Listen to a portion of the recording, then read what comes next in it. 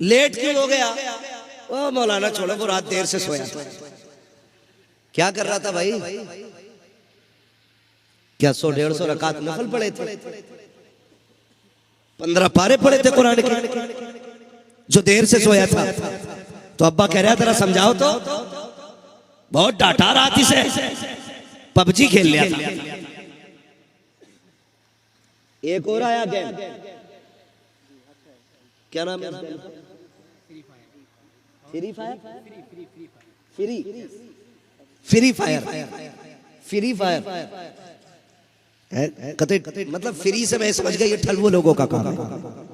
ये गेम आया free fire, कह रहा रात भर गेम खेला है,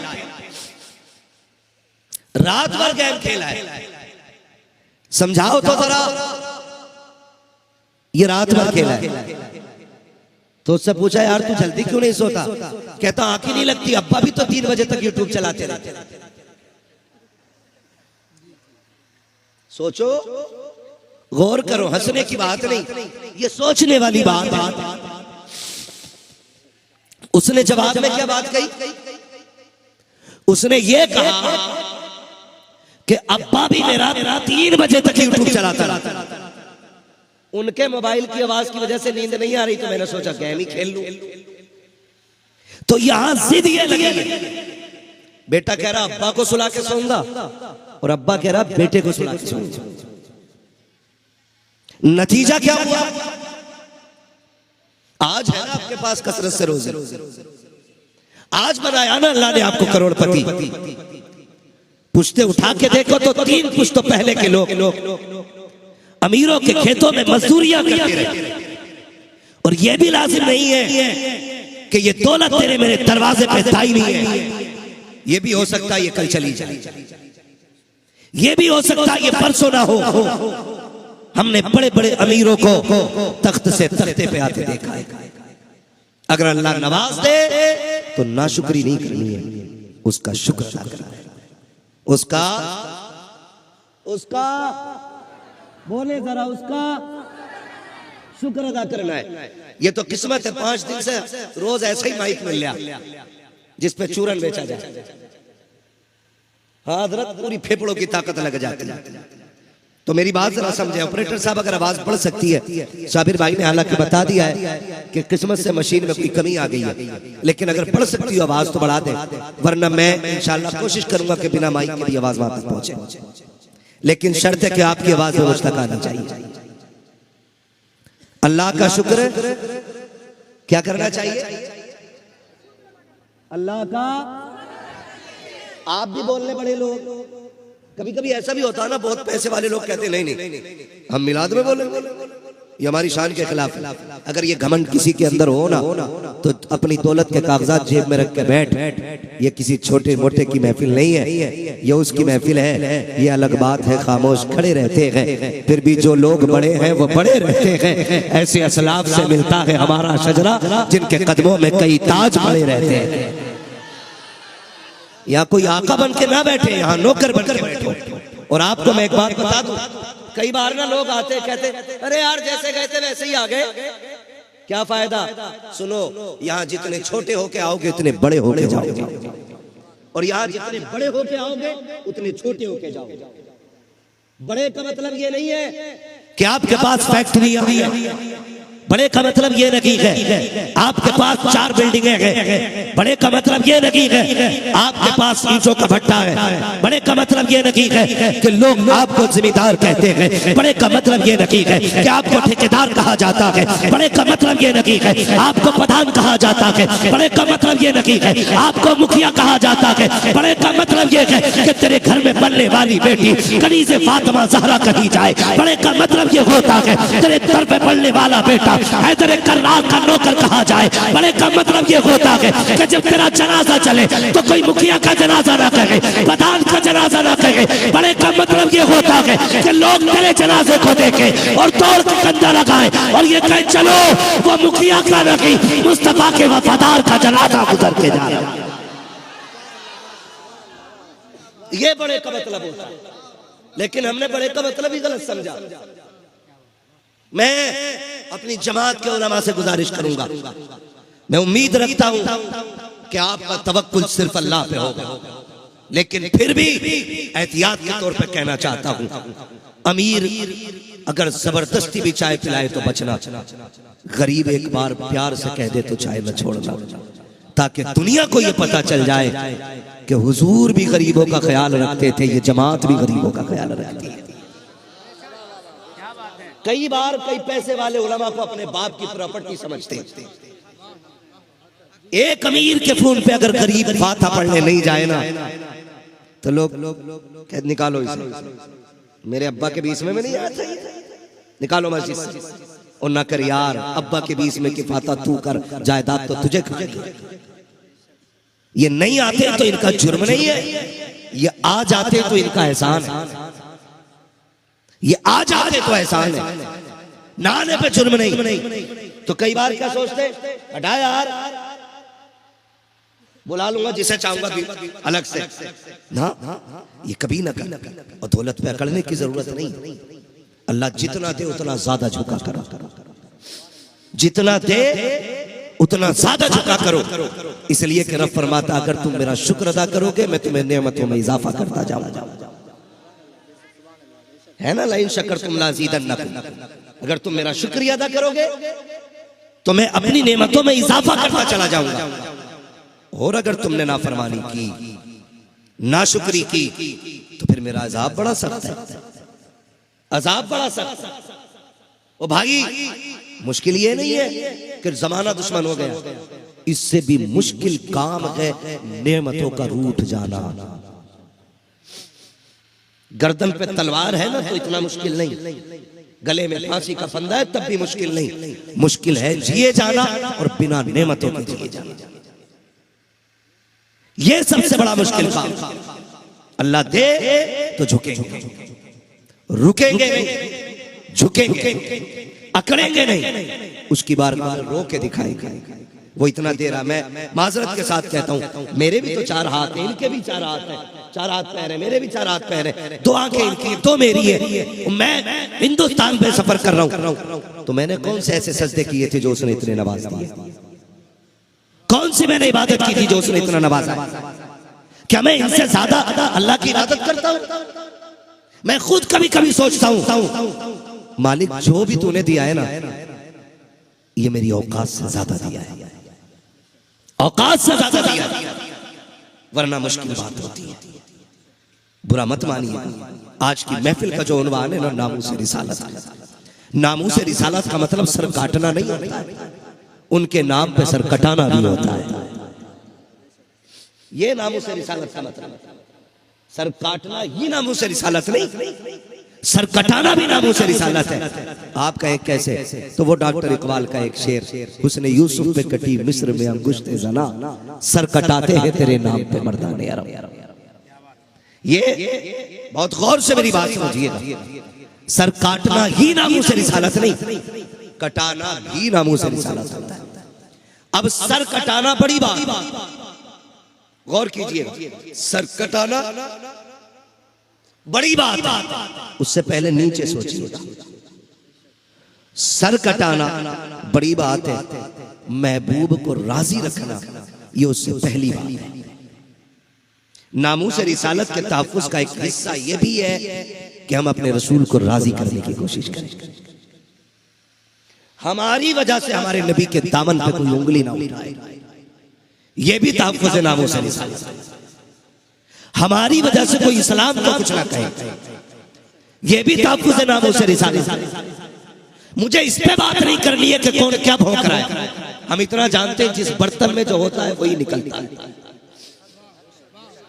जिस बर्तन में जो होता है उससे शराब की बोतल से जमजम नहीं निकला करता,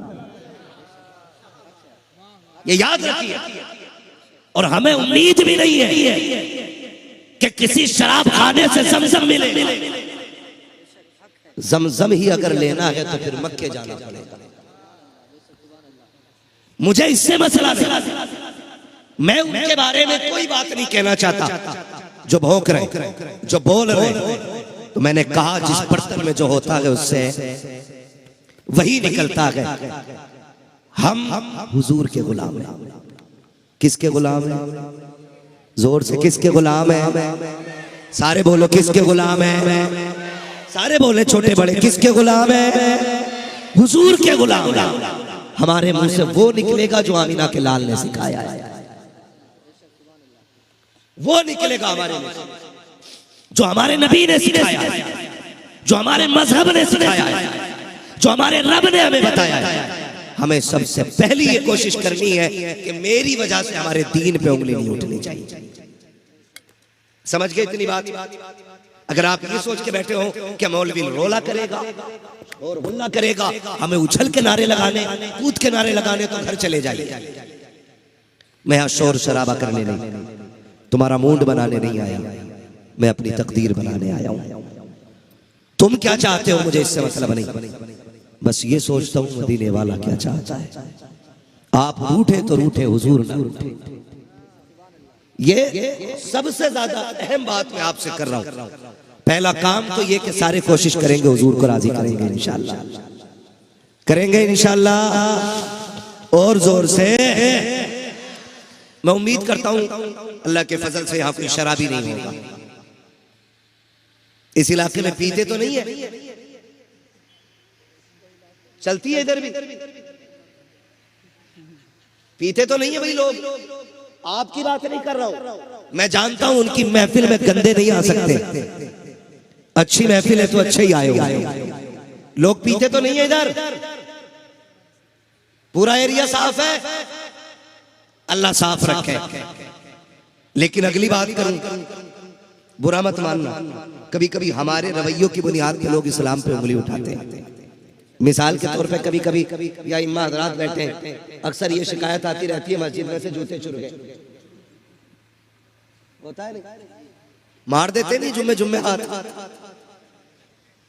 हजरत एक तो बड़ा अच्छा मुक्तदी था, इमाम साहब के पिछले जुम्मे को जूते लेके अगले को वापस लाया।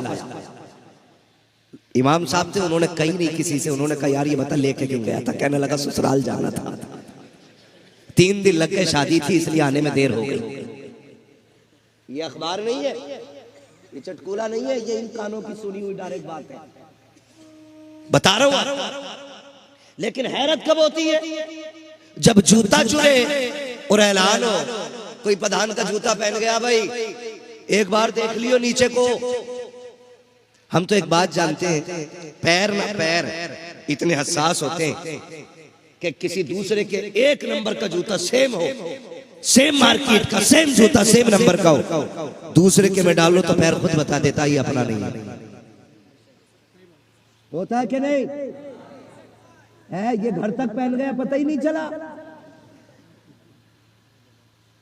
अंधा भी आदमी हो ना तो पैर डाल डाल के ना अपने जूते पे जाके रुक जाता। तो भाई जब जनाब पहन के गए तो धोखे में तो हुआ नहीं होगा। है नंबर 1 आदमी है जो मस्जिद के आगे से भी उठा के ले गया। ये कंडीशन जो हमारी है, सवाल जूते का नहीं, सवाल इस नियत का है। सवाल इस नियत का। हजरत उमर फारूक आजम का दौर है, किसरा फतह हुआ, माले गनीमत इकट्ठा किया जा रहा है। बहुत गौर से सुनिएगा, मैं इस्लाम बताने लगा। माले गनीमत इकट्ठा किया जा रहा है। हुजूर के बड़े बड़े सहाबा माले गनीमत को इकट्ठा कर रहे हैं। जब माले गनीमत इकट्ठा हो गया, आखिर में ना एक आए, चेहरे पे ढाटा लगा, और जानते हो हाथ में क्या था? बादशाह के सर का ताज था, जो सोने का था, हीरे जवाहरात खड़े हुए थे उसके अंदर। और लाने के बाद माले गनीमत में रखा और रख के वापस जाने लगे। तो जो उस वहां पर खड़े थे ना, उन्होंने कहा यार खैर तो सकी, ये जो रख के जा रहा है बता तो सकी, ये इतना बड़ा सोने का ताज अगर तू इसको छुपा लेता तो किसी खबर हो जाती। तू इसको वापस लेके जा रहा है, लगता है बड़ा अच्छा आदमी है, जरा ढाटा तो खोल, चेहरा तो दिखा, बता तो चले तू है कौन? उसने कहा नहीं जनाब, मुझे चेहरा नहीं दिखाना है। कहा क्यों? कहा ये जो नेकी कर रहा हूँ ये तुम्हारे लिए नहीं बल्कि अपने अल्लाह के लिए कर रहा हूँ। तुम देखो ना देखो, मेरा खुदा देख रहा। हम जो नेकी करें वो अल्लाह के लिए। खुदा खुदा जोर से खुदा देख रहा है। जब तुम धोखा करो तो ख्याल करो खुदा देख रहा है। ये नेकियां है जो इंसान को वली बना देती है। ये रवैये होते गए जो इंसान को खुदा से मिला देते हैं। खुदा देख रहा है, लेकिन जानते हो बंदा भी बड़ी गहरी नजर से देख रहा है। इतनी गहरी नजर हजरत 11वीं होने लगे, 11वीं इमाम साहब ऐलान करने लगे। उसने 10 रुपए दिए। कुछ इतने खड़ूस होते हैं, कागज कलम लेके बैठ जाते, लिखूंगा। शाम को जाके पूछा इमाम साहब कितने आए थे? इमाम साहब ने कहा 744 रुपए का। 3 का झूठ बोल रहे हो। क्यों? क्या देखो मेरे पर्चे में इतने लिखा हुए हैं। पता ये चला एक ऐलान में नाम की गड़बड़ी हो गई थी ना, उसने दोबारा नाम लगवा दिया आकर के, तो वही डबल चढ़ा लिया। और जिम्मेदार मौलवी। फिर हम चोरी ठहराते ना। दूसरे के मुहासबा करने से बेहतर है अपना मुहासबा करो।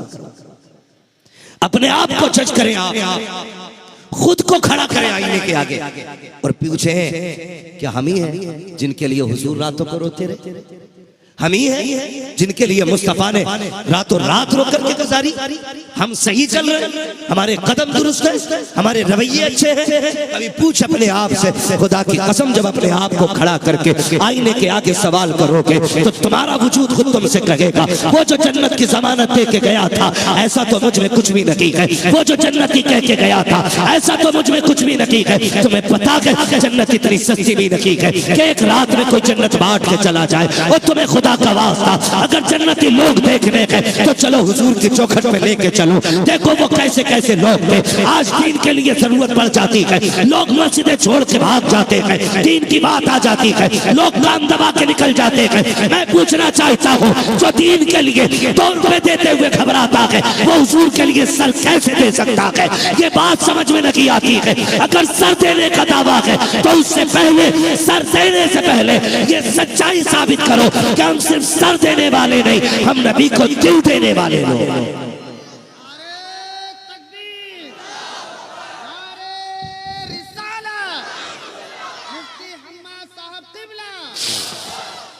मगर हमें जो दीन याद आता है ना मतलब की जगह याद आता है। बुरा मत मानिएगा, मतलब की जगह। कब? जैसे निकाह पढ़ाया इमाम ने, पूछा भाई कितने चल रहे हैं, कितने चल रहे हैं? तो भाई वो कहते थे हमारे 5000 चल रहे हैं, हमारे 1500 में पढ़ा दें। ये अगला जवाब, हमारे 1500 में पढ़ा दे, तुम्हारे नया दीन है। इमाम तो सारे ही एक से होते हैं। फिर कह रहा है इमाम सारे ही एक से होते हैं। चलिए तो हुजूर का कलमा पढ़ने वाला है, तूने किसका कलमा पढ़ा? जो तूने 6 घंटे डीजे बजाया, 8 घंटे लोगों की नींद खराब करी, तब दीन याद नहीं आ रहा था? निकाह में आके दीन याद आया? हाँ, कह रहा प्रधान 70,000 का डीजे करा, दीवारें ना हिला दूं तो मुखिया ना कहियो। इससे नीचे तो बात ही नहीं है। मूंछे उखेड़ देंगे फरिश्ते, मूंछे, सारी मुखियागिरी निकल जाएगी, सारी प्रधानी निकल जाएगी, सारी पैसों वाली अकड़ निकल जाएगी। 70,000 का लाया हूं, 80 का लाया हूं। ये कंडीशन है हमारी। हमें तब दीन याद नहीं आता जब शरीयत की बात होती है, तब हमें दीन याद नहीं आता। जब जेब का पैसा बचे तो दीन याद करते हैं हम लोग। हाँ, क्या मेहर की मेहर लिस्ट बना के हरामखोर ने दिए पहले, जैसे इसके बाप ने कमा के रख दिया था। 3 इंच की पिलाई होनी चाहिए, 7 बाई 14 का बेड होना चाहिए, कमरे का फर्नीचर भी तुम्हें ही लगवाना। हराम की दौलत है। अरे बेटी पाल की इससे बड़ा एहसान क्या लेगा? और लिस्टें भेज रहे हैं। और जब मेहर की बात आती है ना, कह रहा फातिमी बात दो। हाँ, फातिमी में भी जीव निकल जाएगी, हल्के में मत लेना। 786 मत समझ लेना मेहर फातिमी को। रेट तो मुझे नहीं मालूम है, वरना लगभग लाखों के समथिंग में बैठेगा मेहर फातिमी जाकर के। आज सस्ता समझ रहे आप? हाँ, कह रहा मेरे फातिमी बांध दो। हाँ ठीक है जी, मेरे बांधना लगा हिसाब। कह रहा ना जी 11वीं की निस्बत से 11,000 कर लो। इसमें तेरी नहीं चलेगी, ये हक बच्ची का है। अगर उसने कहा 5 लाख बंधेंगे तो मर्जी है तेरी निकाह करना या नहीं करना, तुझे हक नहीं है तू उसे दबा के उसके पैसे घटा सके। ये सही कह रहा हूं।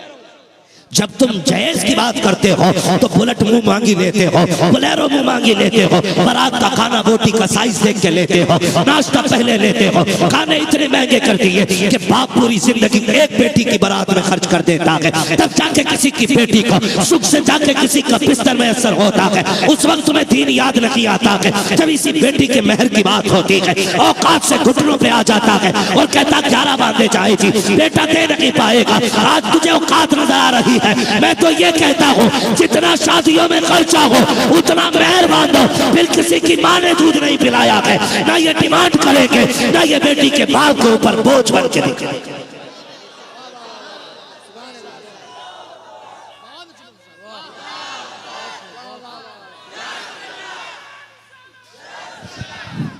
उतना ही बांधो जितना बारात में खर्चा आ रहा मैं जहेज के।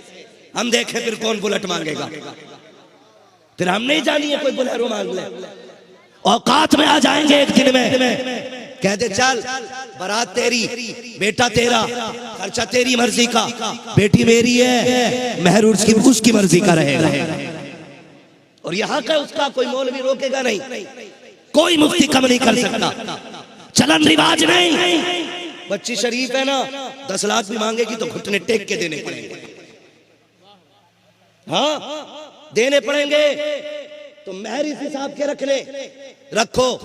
मानने वाले नहीं है, जलसे में बैठ के सोचते हैं कि हाँ भाई नहीं डिमांड करेंगे, कई बार वादा करेंगे, फिर बच्चे बेटियों पे बोझ बन जाते हैं, फिर बन जाते हैं। सोचो यार, आज मेरे आगे बेटी है, कल आपके आगे भी तो आनी है ना, कल आपके आगे भी तो आनी है ना बेटी, खाली मेरे ही आगे तो नहीं है ना, बेटी सभी के आगे आनी है।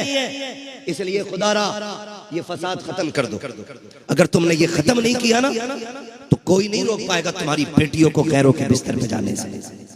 ये कान खोल के सुन लेना, खाली हमारे चीखने से नहीं होगा, हर बाप को बेटी की इज्जत का पहरेदार बनना पड़ेगा। हर बाप ये सोचना चाहिए। और ये मेरी ख्वाहिश नहीं, ये हुजूर के दीन की फरमाइश है। मैं अपनी मर्जी थोपने नहीं आया, मेरी मर्जी सुननी हो तो मेरे घर आना, फिर मैं अपनी मर्जी की बात बताऊंगा। यहां मैं हुजूर के दीन की बातें करने के लिए आया। ये उस वक्त जाके हमें दीन याद आता है जब अपनी गर्दन कटने की नंबर आता है, उससे पहले नहीं आता।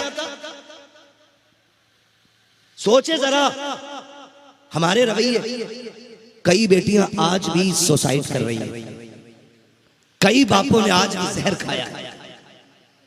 ये बला खत्म नहीं हुई है। मेरा नबी बेटियां बचाने आया है, बेटियों को मरवाने के लिए नहीं आया है। तुम अगर हुजूर का कलमा पढ़ते हो और तुम्हें इश्क है हुजूर से, तो नामूस रिसालत का एक हक ये भी है, आज के बाद किसी बेटी की जिंदगी में इतनी मजबूरी का दिन नहीं आना चाहिए कि वो जहर खा के अपनी जिंदगी खत्म करे। ये भी कान खोल के सारे लोग सुनो। हुजूर पूरी कायनात के लिए करीम और रहीम बन के आए, सबके लिए मेरा नबी रहमत बन के आया।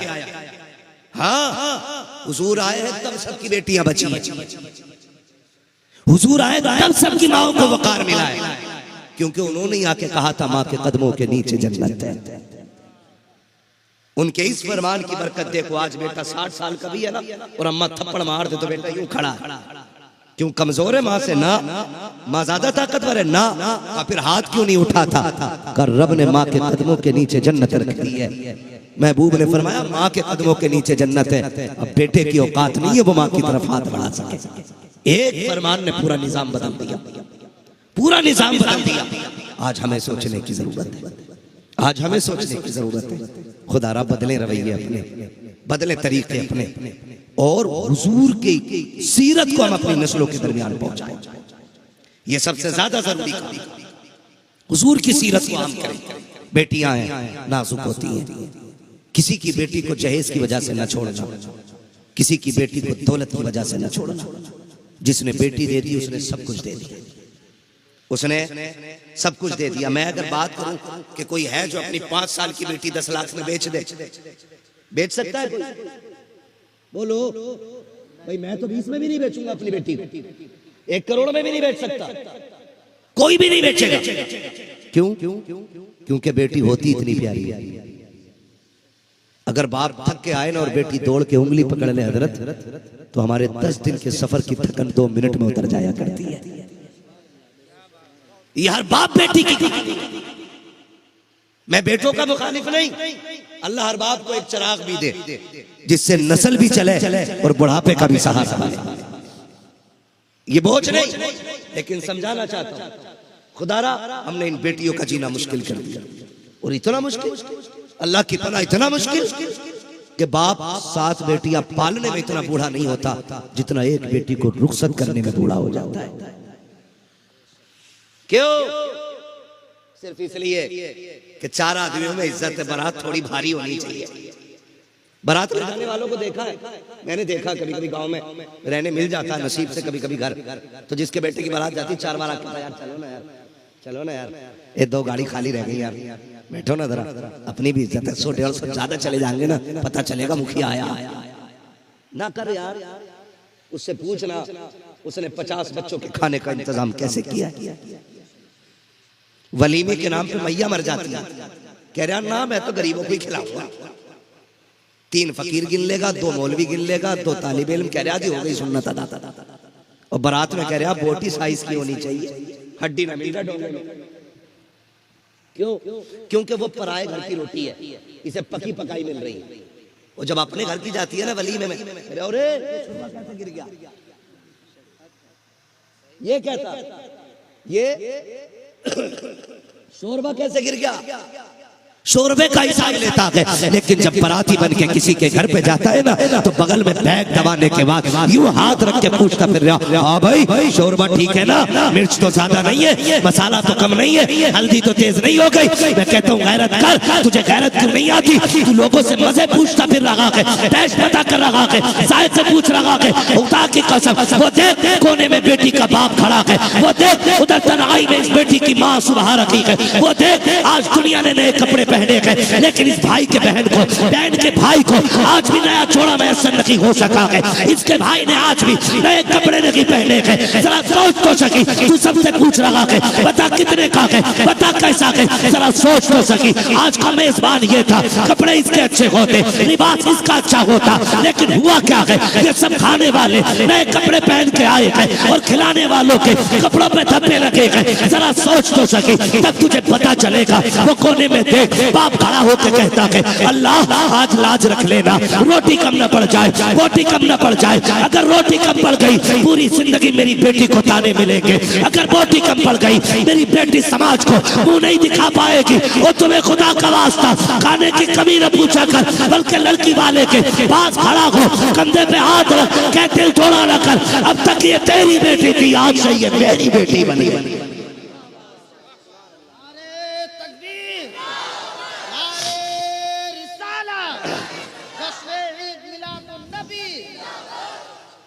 है ना तवज्जो सारे लोगों को? ये क्या है? अब तक ये सिर्फ तेरी बेटी थी, अब ये मेरी भी बेटी है। अब जितनी तेरी इज्जत है उतनी मेरी। कहते क्यों नहीं? लेकिन नहीं पूछ रहा है खुदारा, जब खानों में जाया करो ना, मारेरा शरीफ का कलंदर, दुनिया जिनको सैयद नजीब हैदर मियां कहती है, उनको मैंने कहते सुना। वो एक बात कहते हैं, लोगों बारातों के खर्चे कम करो, ये जो खानों की बेहुरमती करते हो ये खत्म करो। हाँ, कहीं भी खाना हो उसके बाद जब झाड़ू लगे ये मैट उठाई जाती है ना, तो टाइम में हंडिया पहुंच के खाने वाले लोग एक कमजोर बेटी के मजबूर बाप की कमाई को ऐसे फेंकते हैं जैसे ये फ्री में आया। महबूब अलैहिस्सलाम ने फरमाया था, रिस्क की इज्जत करना, अगर ये रूठ गया तो एड़ियां रगड़ के मर जाओगे, रोटी मैसर नहीं होगी। ये याद रखिएगा,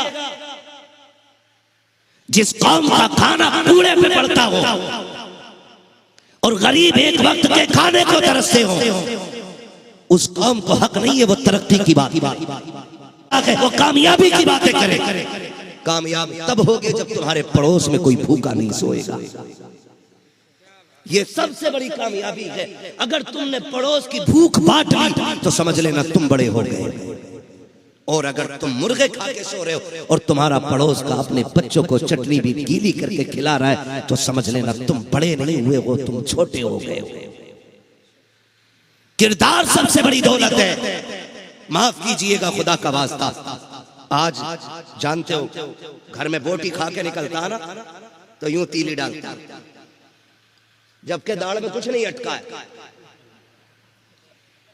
गला के इतना खा रहे कुकर में, उसमें चबाना ही नहीं पड़ता, फटाफट, टाइम नहीं है ना चबाने का। ये भी एक मसला है, मसरूफियत है। बोटी खा जबरदस्ती तीली ताकि कोई पूछे क्या खा लिया।